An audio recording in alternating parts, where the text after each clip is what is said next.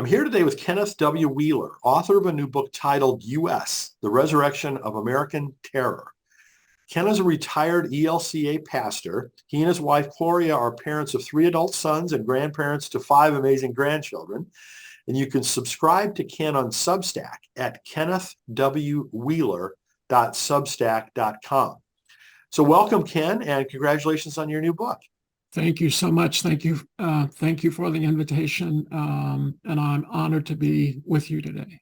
Well, same here. I've been looking forward to this for quite some time because we've been communicating by email and Facebook, and we're finally getting a chance to do an interview. And I really have been looking forward to that, and also look forward to reading your book. Thank you. So maybe to get started, what else would you like people to know about you besides what I very briefly touched on?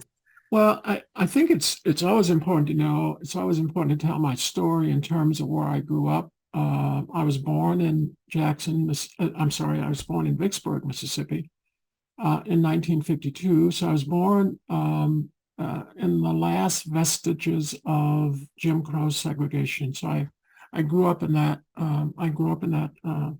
Milieu. Lived in it for 17 years until I went away to college. My mother was a devout Christian. And one of the things that I remember about my mother is that she was a prayerful woman. And in fact, there were many, many mornings that I was awakened from sleep by my mother praying. And she always sat at the kitchen table with her Bible in front of her because she had read certain scriptures, and she loved the Psalms. And so she would read the Psalms quite frequently, but then she would end that kind of devotional piece with a stirring prayer. And it was stirring. It was, you could feel the presence of God in that tiny 4-room house that we lived in on Kennington Avenue. And so I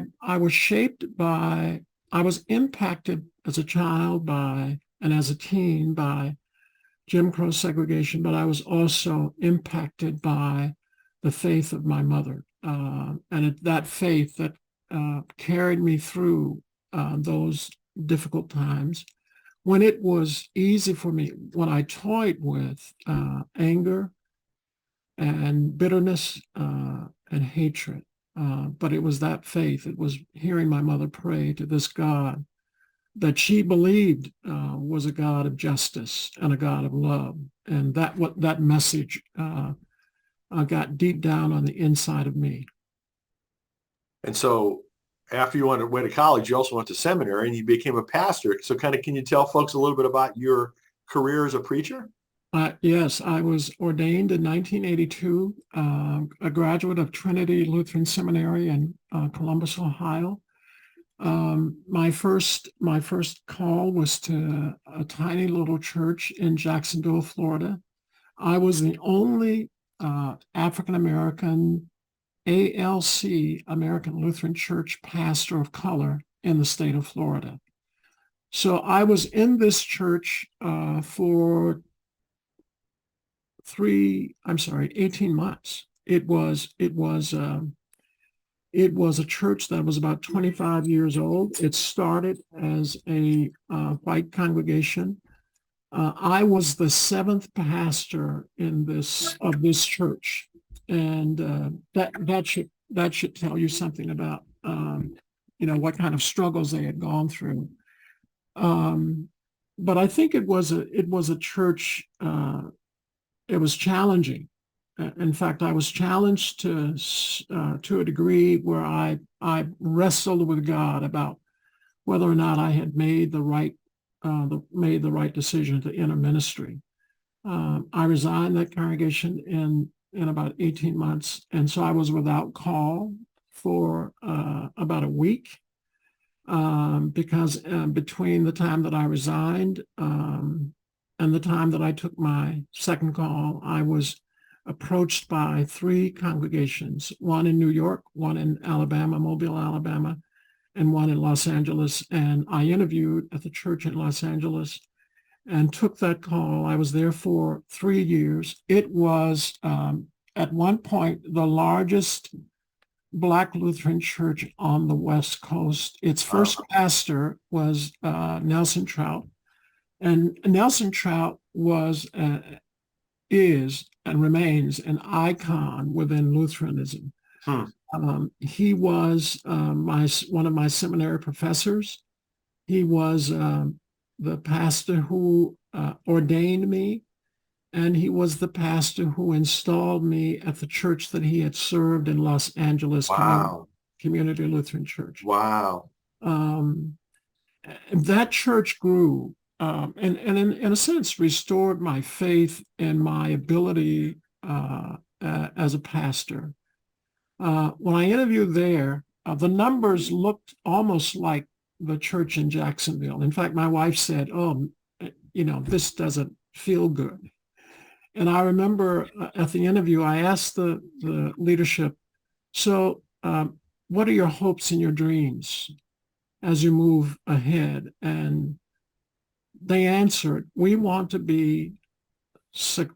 grow again, and we want to become financially independent again. And so the operative word there was again, because they knew what growth and vitality looked like.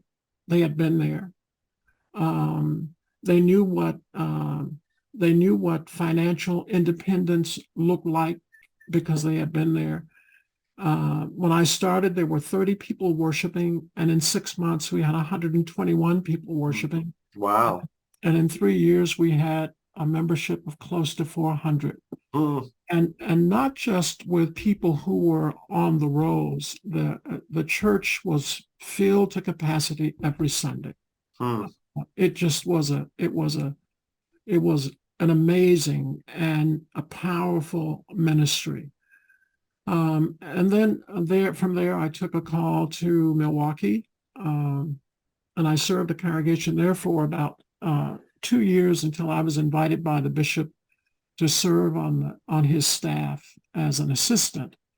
And I served as an assistant to Peter Rockness for about 15 years. And then after Peter left, the bishop who followed him asked if I would remain on the staff, and I did. I was with him for about 3 years until I chose to go into a parish in Milwaukee. Historically, it had been a place of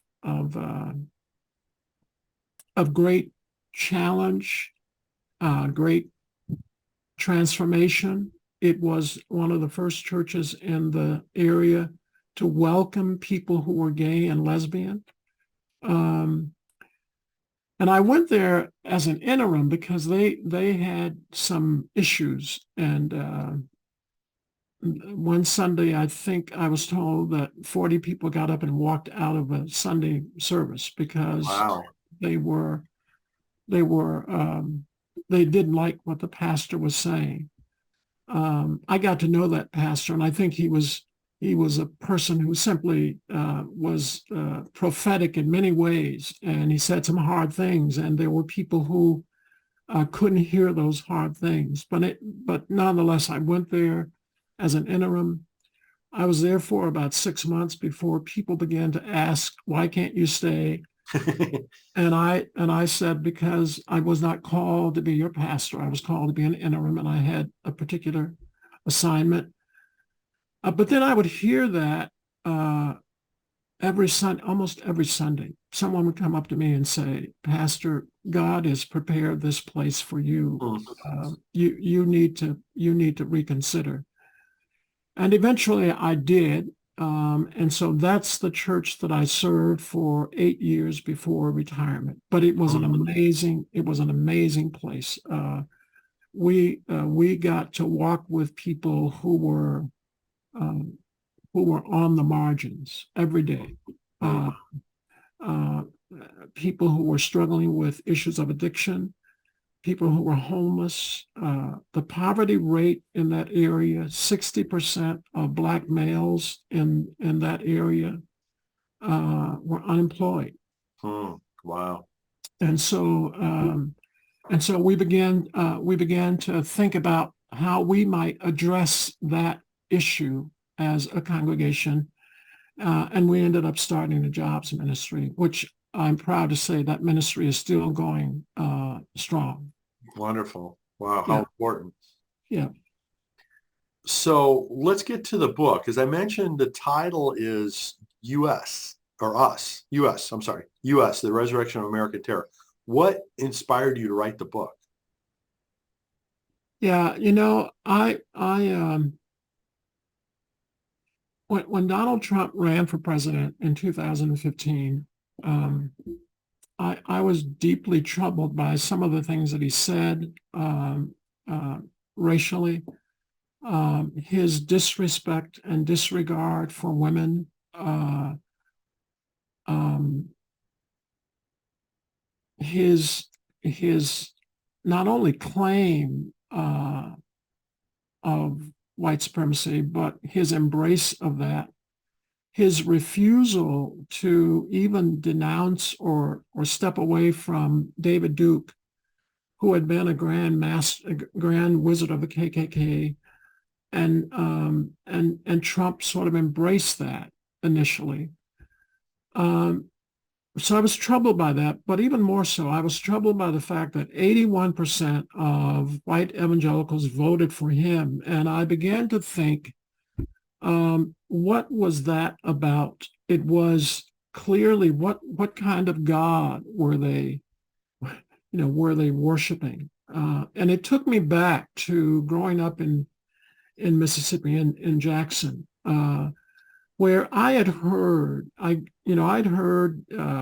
people like Ross Barnett, who was the governor of Mississippi at the time, and Alan Thompson, who was the mayor of Jackson at the time. I'd heard those people say far worse things racially than Donald Trump ever dreamed of saying. At least he didn't say them in public.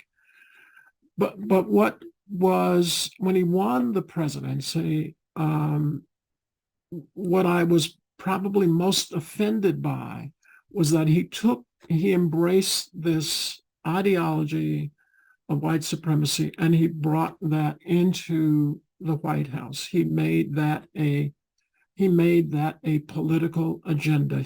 And as he did that, he separated Americans in a way that we had not been separated in a very long time. And so I was troubled by that.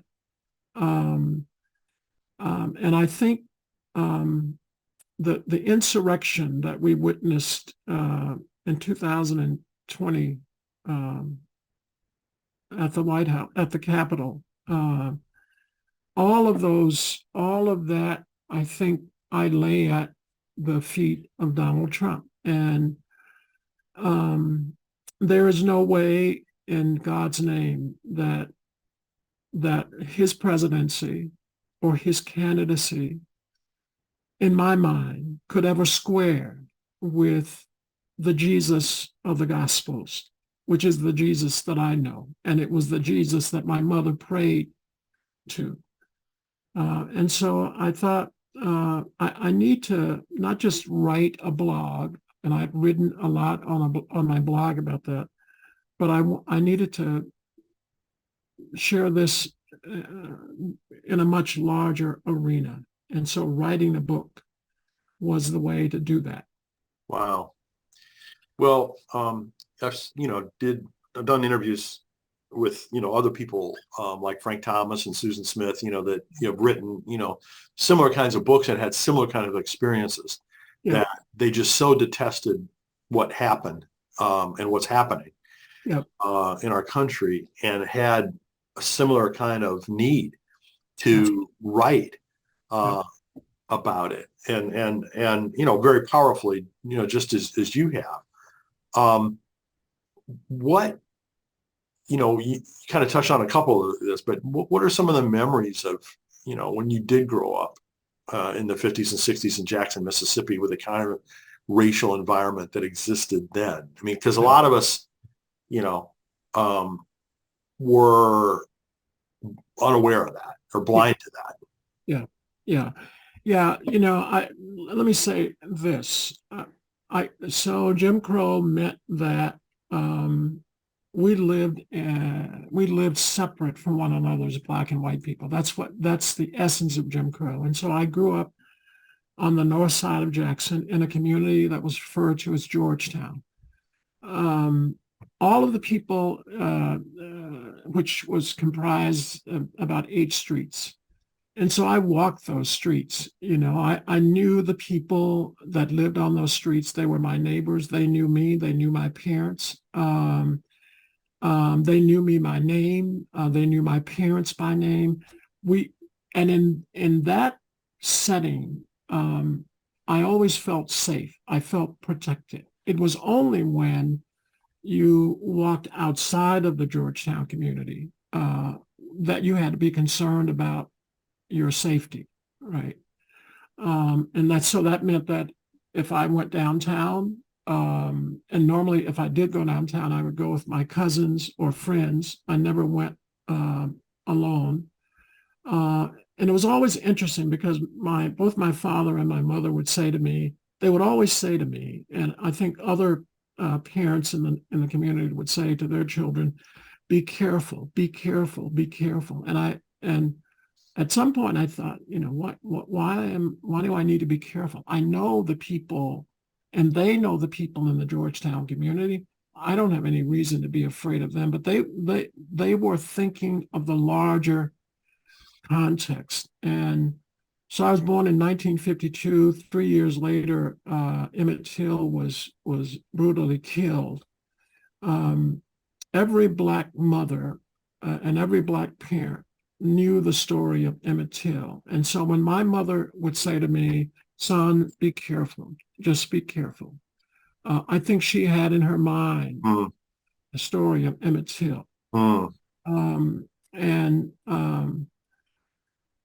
I tell the story in the book about probably one of the most vivid memories that I had as an 8-year-old child. My mother and I had gone to work with her on a Saturday, and so we took a bus back to the Georgetown community. But my mom said, son, I'm going to take you to the zoo. And so we took the bus from East Capitol to West Capitol. The zoo and the bus stopped right in front of the zoo. We got off, bought our tickets, went inside, and we'd seen a couple of displays. It was hot because it was in July, and it was very hot. And if you've ever been to Mississippi in the summer, in July and August, that heat is brutal, not just hot, but it's also humid. And so my mom, there was an ice cream stand that was close. And so my mom said, son, let's just have some ice cream. And so she bought a cone of vanilla for her. And then she bought a double cone of strawberry for me because she knew that I loved strawberry. And so we had packages because my mom had stopped to shop. And we sat on this park bench, and it may have been 5 minutes. It may have been less than that, but 5 minutes. And this white police officer came over and he raised his voice to my mother and said to her, don't you see this white woman and her son who want to sit down? And of course, we had not seen them. And so then he proceeds to jerk my mother from the park bench. So her ice cream fell on the pavement. And he called her the N-word. And here I am. I got up. My ice cream fell because I was trying to keep my mother from falling over. And so my mom was in tears. I began to pick up some of the stuff that was on the ground, the packages that were on the ground. There were both white people and Black people around watching all of this, and no one said a word. Not one person came over to see if we were okay. Um, and as we began to walk home, we were it was hot. We only lived about maybe less than a half a mile from the zoo, but we walked. And I had my mom's free hand, and I looked up at her and I said, "Mom, you don't ever have to take me to the zoo again. If I want to see an animal, I will watch on television National Geographic." And so we walked home, and that was the only word spoken. We walked home. Mm. By the time we got home, we were both soaking wet. And I remember that I looked up at my mom at one point, and the tears were just flowing, but she never said a word. Mm. And the next morning came, Sunday morning, the next morning came, and I could hear my mom praying. And then she was in the kitchen making breakfast. She had called, we were going to leave for church like at 10 that morning. She had called a cab. I did not feel like going to church because the memory was still, at 8 years of age, that memory was still in my mind. And Sure. But my mother never said a word. The only Mm. thing she said was, "Son, God will take care of that." Mm. Um, so at 8 years of age, that was my first real memory of the ugliness of Jim Crow segregation. I had mixed feelings about white people. I had mixed feelings about white police officers. Um, and the system, and this is, I think as I was writing this book, that white supremacy is larger than white people, right? And it's larger than Black people. It's a system that that began as a thought, that developed into an ideology, that became a culture, and we are wrapped in this thing that is bigger than we are, right? I can only I don't know what that white police officer felt, other than the fact that he thought that he was doing his job. And his job was to maintain Jim Crow at all cost, right? But it was dehumanizing. Mhm. Yeah. Wow.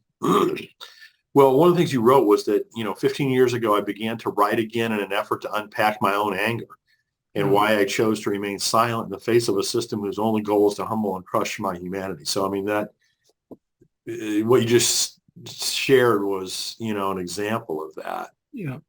How has the process of writing, I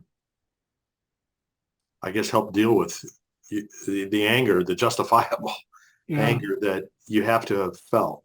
Yeah. I think it's, it was cathartic for me, right? And so when people say, and my mom said too, "Son, you can't you can't let anger kill you," and she was right about that. But I don't think that I ever felt that it was appropriate to deny anger, right?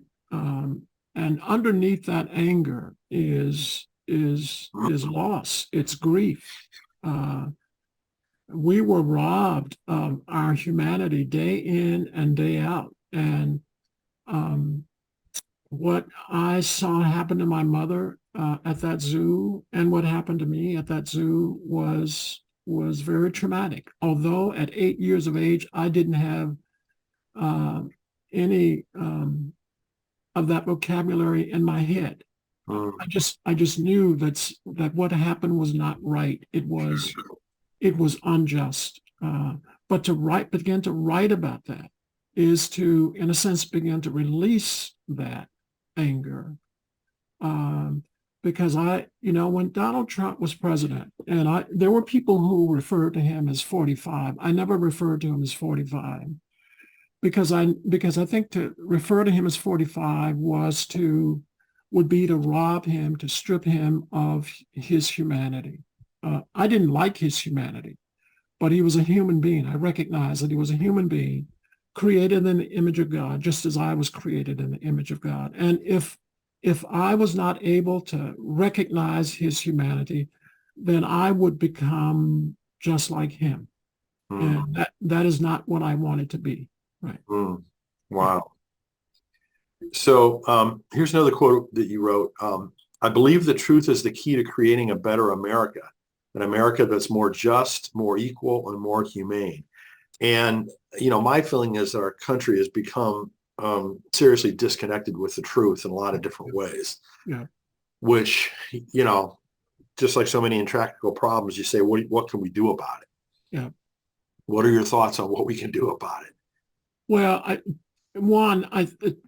I think we have to just simply say that not everybody is going to ever get on the same page, right? And so James Baldwin says in one of his books, and he's writing about race, and he says, I believe, and I would echo Mr. Baldwin, I believe that for consciously aware whites and consciously aware Blacks and Asians and Latinos and all of those who are non-white, to recognize that truth is the only way that we're going to get out of this malaise that we find ourselves in. You cannot manufacture truth, right? And I think that's what Donald Trump was so good at, manufacturing and fabricating truth that was really not truth. But I think that there has to be, and this is where I think the Christian church has a responsibility. No Christian church or no church that calls itself Christian can embrace a lie. And clearly what Donald Trump and Trumpism represents is a lie. White supremacy is a lie. I think we have to be able to say that in our congregations. We have to be able to say that to our membership, even if that membership finds what we say reprehensible, right? And so I talk about Jeremiah, the prophet. God is angry with the nation because he says the nation has wounded my people and yet has treated the wound as if it is not serious. And so white supremacy is a wound, and it's serious, and it has not only impacted Black people and people of color and made our lives and created a misery for us.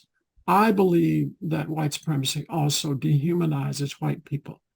And you mentioned, the death of George Floyd, which we all watched. The world watched that.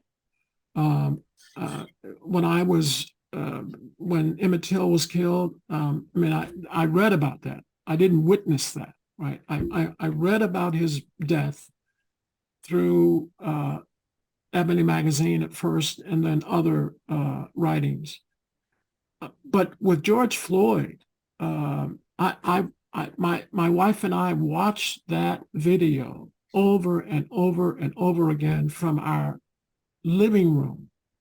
And I said to my wife at one point, when Derek Chauvin had his knee on the neck of George Floyd, and he turned to the camera with this almost devilish smile, I said to my wife, he has lost his humanity, because no human being would dare do what Derek Chauvin did to George Floyd.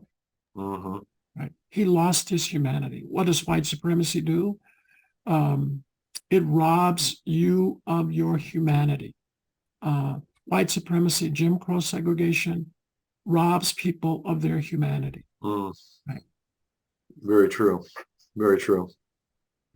So, who would you most like to read your book? Who's would you say is most intended for? Well, I think clearly I'm writing to white America. I'm writing particularly, especially to white Christians. I'm writing to white Lutherans. I've served in the Lutheran Church for 30 years as an ordained pastor. This is the church that that I was called to serve. I've been a part of this church for over 40 years. This is my church. It's the church that I love, but it's a church that also has embraced and that has been impacted by institutional racism. And so I'm writing to my church. I'm writing to the white members of my church. But I'm also writing for folks of color. I'm writing as one who believes that my story is not just my story alone, but that I'm speaking for other folks of color who may feel at the moment that they're not able to speak as clearly, as profoundly, as with such loudness as I'm speaking. Mm, mm. Yeah.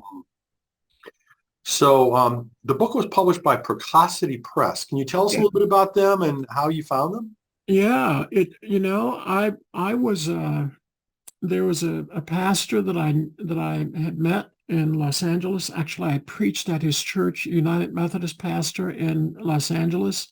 I was invited to preach at his church a couple of years ago, and he had written a book entitled Alabama Grandson, and it was about his dealing with his own sexuality, but he used Precocity Press, and so as I was thinking about how I was going to have this thing published, because folks have said self-publishing is a way to go. Others had talked about the larger publishing companies. But I knew that my name was not Barack Obama, so I knew that I would not be able to get through that door. And then someone said,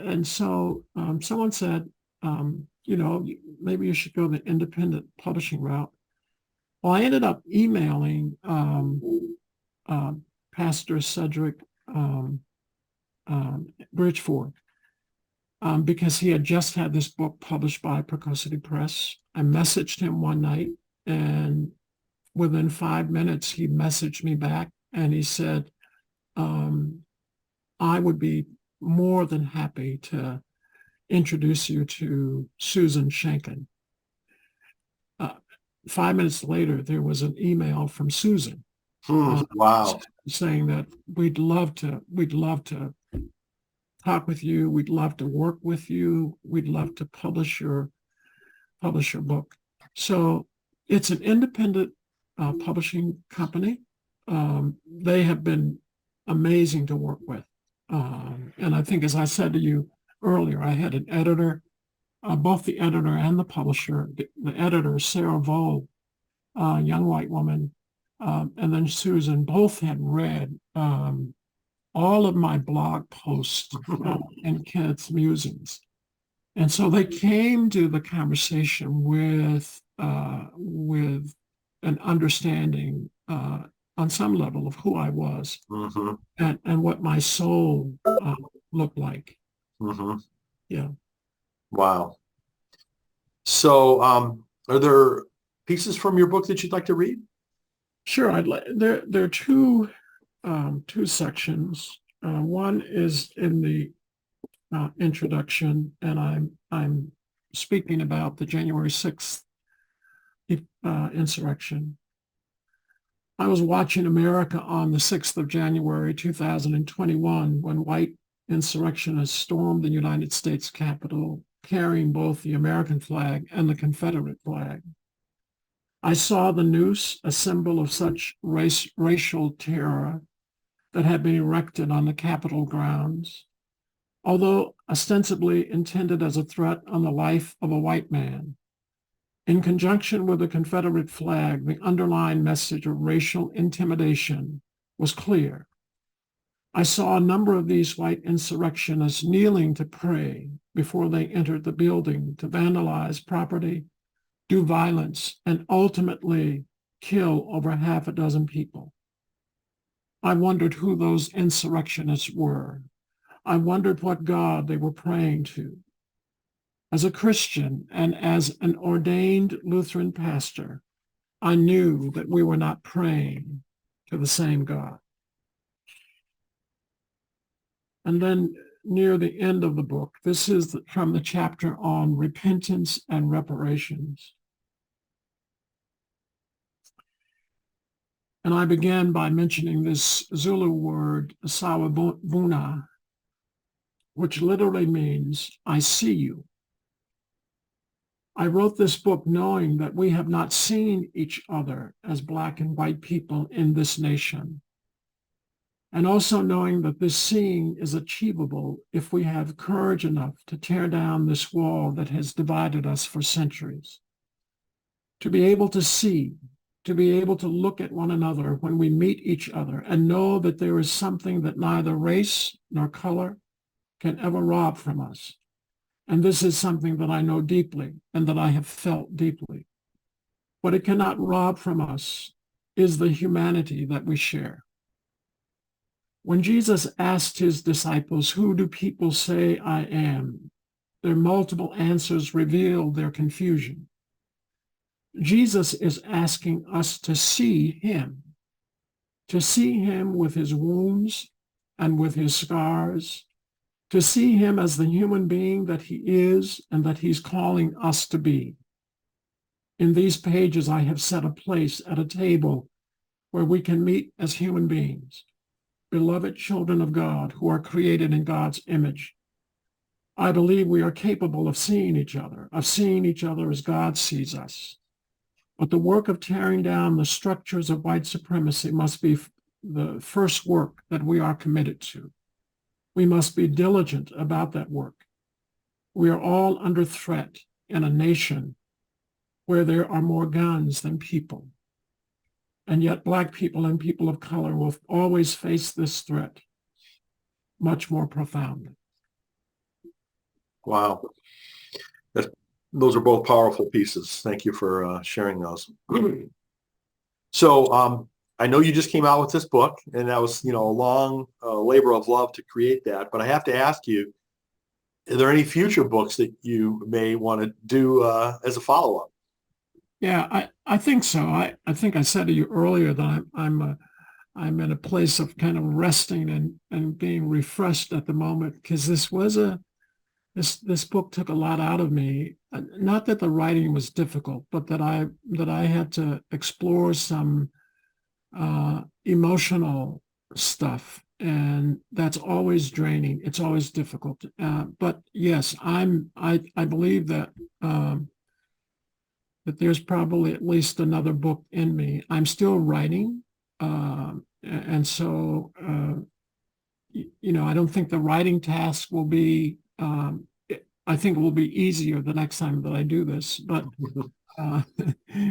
yeah, I'm always reading. I'm always writing, and I'm always thinking about what God has blessed me with in terms of being 70 years of age, and not just looking back, but also looking forward. And I look forward because we have grandchildren who are, this morning I woke up and I walked past their picture on the refrigerator, and it just brought a smile to my face. Yeah. So I want my grandchildren, our grandchildren, to grow up in a world where they will always be assured of their humanity and that they are beautiful people, that they're not somehow defective, because they're not. And so I want to write to help create that world for not just our grandchildren, but for all of the children who live in a precarious place at the moment. Amen. Amen. Well, I'm glad to hear that you're going to do some more. I think, your first book is a really important contribution. I really hope it does well, but, I would love to see you do more too. Thank you. Thank you. So again, the new book is titled U.S., The Resurrection of American Terror. You can subscribe to Ken on Substack at kennethwwheeler.substack.com. Ken, it was so great to be able to spend some time with you. I really appreciate that, and best wishes in all of your endeavors. Thank you, Brian, and I look forward to more time with you.